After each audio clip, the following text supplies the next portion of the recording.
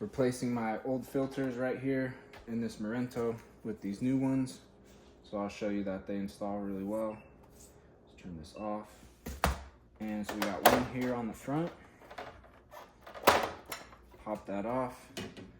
See, the filters that are in here are nice and dirty. Been in need of replacing them.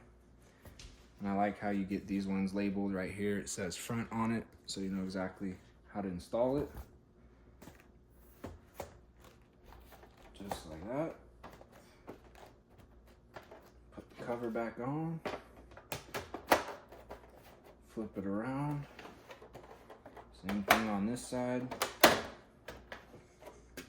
Get this one out of here, nice and dirty. Replace it with the nice new clean one. So these are super easy to install. They fit great. Really good replacement filters right here. Decided to try these green ones out. See if that helps with dog hair and stuff like that. So there's a look at them. Power this back on.